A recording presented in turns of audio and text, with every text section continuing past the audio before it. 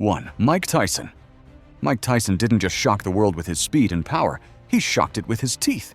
In 1997, Tyson stepped into the ring with Evander Holyfield for their highly anticipated rematch. Fans had been waiting for months. Tyson was known as a destructive force, and Holyfield was the underdog with a chip on his shoulder. Everyone expected a violent battle, but nobody expected an ear to be bitten off. By the third round, things got ugly. Tyson lost his cool.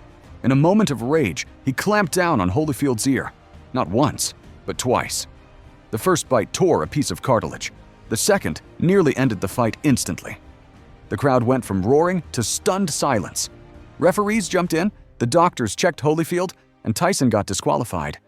The moment was so infamous that commissions had to act fast. Boxing had rules about fouls, but nothing specifically about biting. After this fight, any bite in the ring became automatic disqualification, with fines and suspensions attached.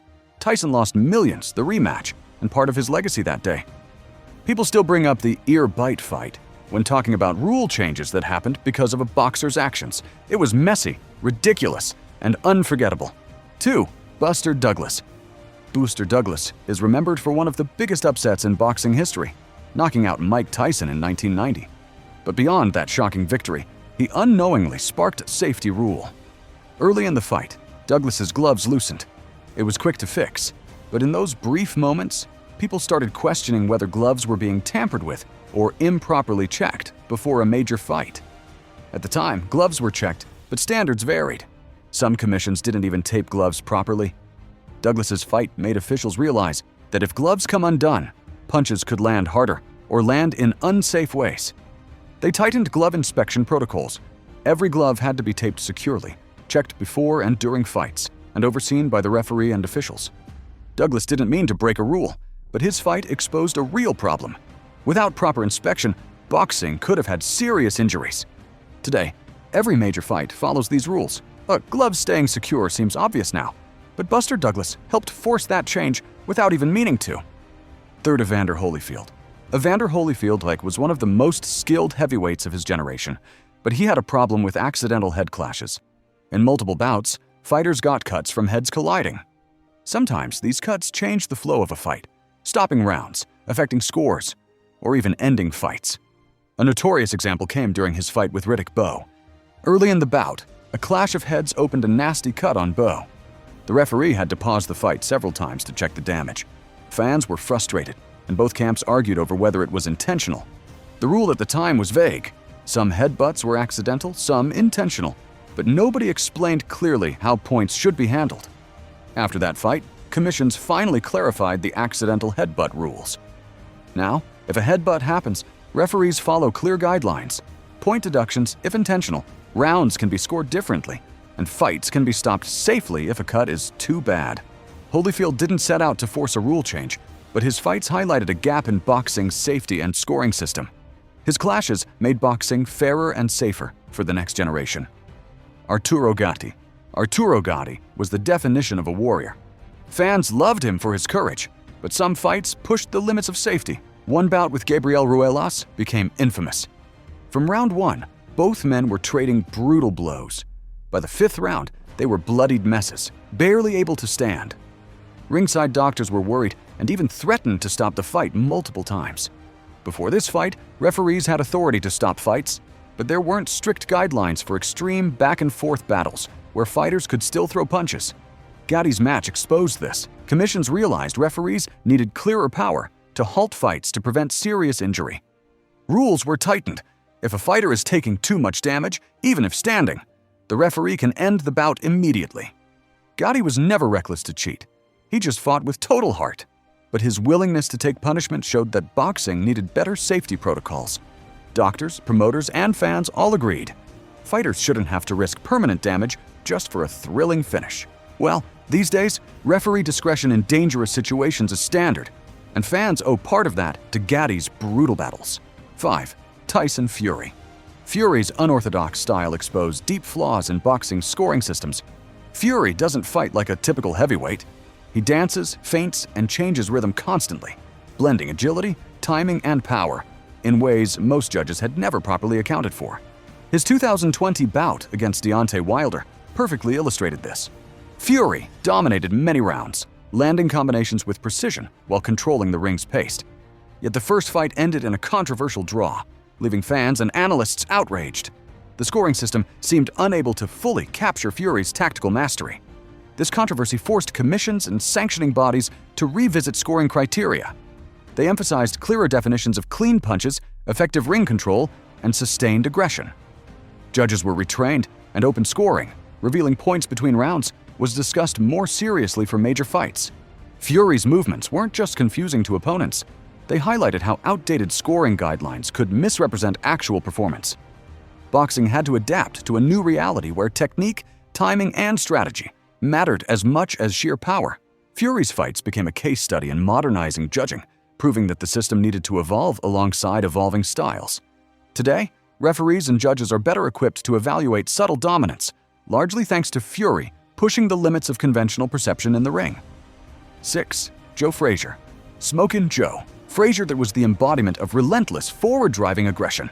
From the very first bell, he imposed himself physically, taking punishment to deliver punishment in return. His battles, particularly the legendary Thrilla in Manila against Muhammad Ali, revealed just how much trauma fighters could endure, and how dangerous bouts could become when both athletes refused to back down. Frazier's intensity exposed gaps in safety measures. Glove padding, wrist support, and ringside medical supervision were scrutinized and improved after seeing the extreme toll his fights took. Referees were reminded of the importance of intervention when fighters are absorbing repeated blows, while commissions reinforced pre-fight medical checks and post-fight recovery protocols. Frazier's willingness to push every limit forced boxing authorities to recognize that rules alone weren't enough. They had to actively protect fighters without stifling the sport's raw intensity. His career demonstrated that the warrior spirit and safety must coexist, prompting reforms in equipment standards, injury monitoring, and referee responsibilities. Frazier's legacy isn't just in his victories. It's in how the sport learned to respect the human cost of extreme competition, ensuring that future fighters could battle fiercely while surviving the brutal demands of the ring. 7. Marvin Hagler. Marvin Marvelous Hagler was known for precision, speed, and knockout power. But in tight exchanges, his punches occasionally landed low. His famous fight with Thomas Hearns in 1985 included multiple borderline low blows. The rules at the time were unclear. Referees could warn or deduct points, but enforcement was inconsistent. Some fights ended in controversy because of repeated low punches. Hagler's aggressive style highlighted a loophole. After debates and complaints from fans and commissions, boxing officials clarified low blow rules. Repeated infractions now have strict consequences: warnings, point deductions, or even disqualification. Hagler never intended to force a change, but by repeatedly pushing the line, he showed that boxing needed clear, consistent rules to protect fighters and preserve fairness. 8. Jake Paul. Jake Paul isn't a traditional boxer. He came from YouTube, not a gym full of amateurs grinding for decades. But the way he stormed into professional boxing forced the sport to confront a reality it had largely ignored.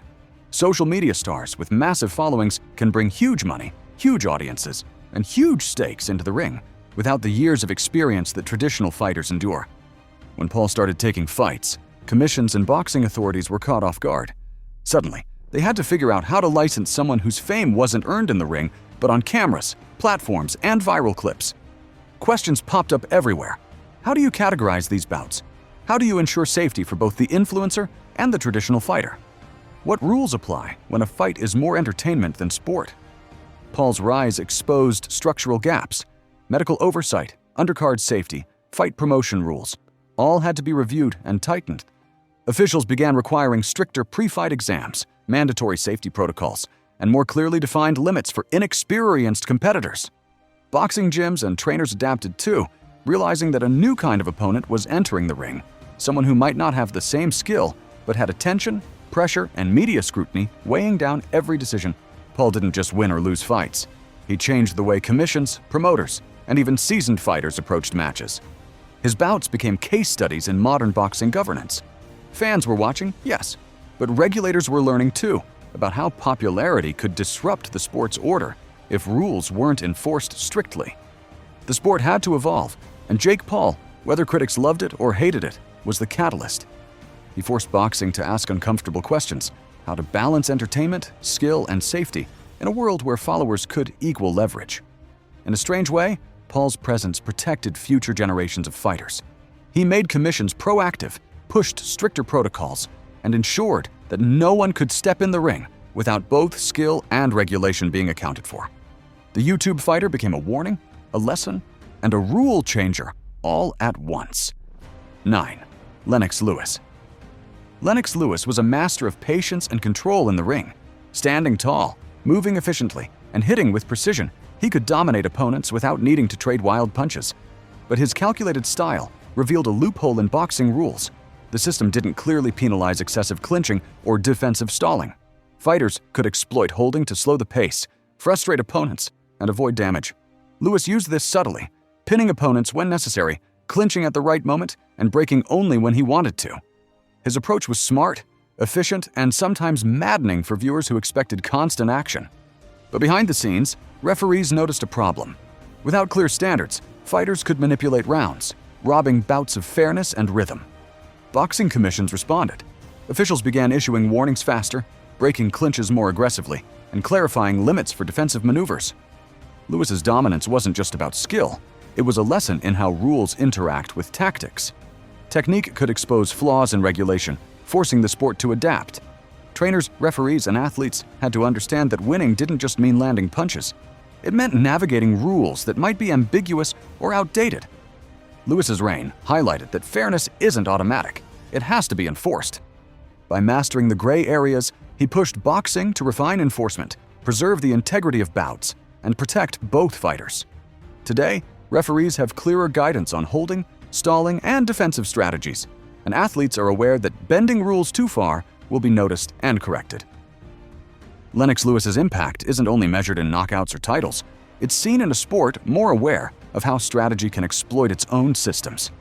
He forced boxing to respect the balance between intelligence and fairness, and the sport's rulebook is stronger because of it. 10. Kim Duk-Koo. Tragedy can change the sport faster than strategy ever could.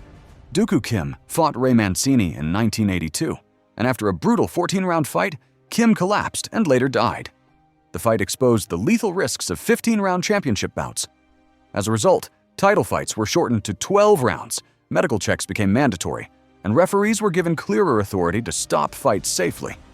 Kim's death was a horrifying wake-up call, but it forced boxing to prioritize the lives of fighters, ensuring that such losses would be less likely in the future.